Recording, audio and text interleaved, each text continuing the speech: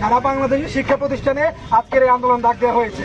আপনারা জানেন আমাদের কেন্দ্রীয় 6 সমন্বয়ককে ডিবি অফিসে তুলে নিয়ে যাওয়া হয়েছে এবং ওখানে ভয়ভীতি দেখিয়ে একটি বিবৃতি পড়ানো হয়েছে, যা আমরা সারা দেশের ছাত্র সমাজ ঘৃণাভরে প্রত্যাখ্যান করেছি।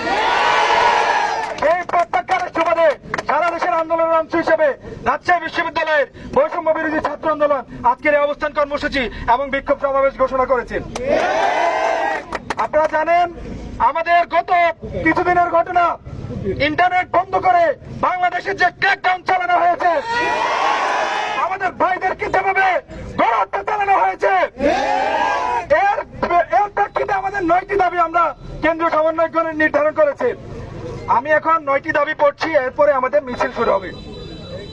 প্রথম দাবি, প্রধানমন্ত্রী শেখ হাসিনাকে ছাত্র হত্যার দায় নিতে হবে, জাতির কাছে প্রকাশ্যে ক্ষমা চাইতে হবে।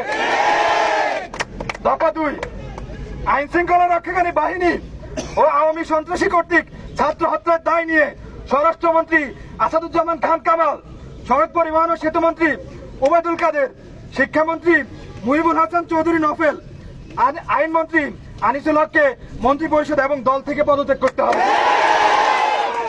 দফা 3, ঢাকা সহ যত জায়গায় শহীদ হয়েছে সেখানকার ডিআইজি, পুলিশ কমিশনার ও পুলিশ সুপারদের চাকরি থেকে বরখাস্ত করতে হবে। বিশ্ববিদ্যালয়, জাহাঙ্গীরনগর বিশ্ববিদ্যালয় ও রাজশাহী বিশ্ববিদ্যালয়ের ভিসি ও প্রক্টরকে পদত্যাগ করতে হবে। যে পুলিশ সদস্যরা শিক্ষার্থীদের উপর গুলি করেছে, ছাত্রলীগ যুবলীগ সহ যে সকল সন্ত্রাসীরা শিক্ষার্থীদের উপর নৃশংস হামলা পরিচালনা করেছে এবং পরিচালনা নির্দেশ দিয়েছে, তাদেরকে আটক করে এবং হত্যা মামলা দায়ের করে দ্রুত সময়ের মধ্যে গ্রেপ্তার দেখাতে হবে। দফা 6, দেশব্যাপী যে সকল শিক্ষার্থী ও নাগরিক শহীদ ও আহত হয়েছে তাদের পরিবারকে ক্ষতিপূরণ প্রদান করতে হবে।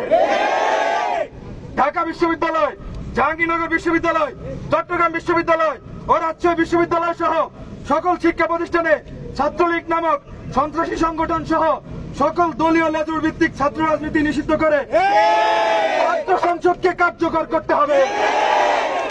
দফা 8, অবিলম্বে সকল শিক্ষা প্রতিষ্ঠান ও হলসমূহ খুলে দিতে হবে।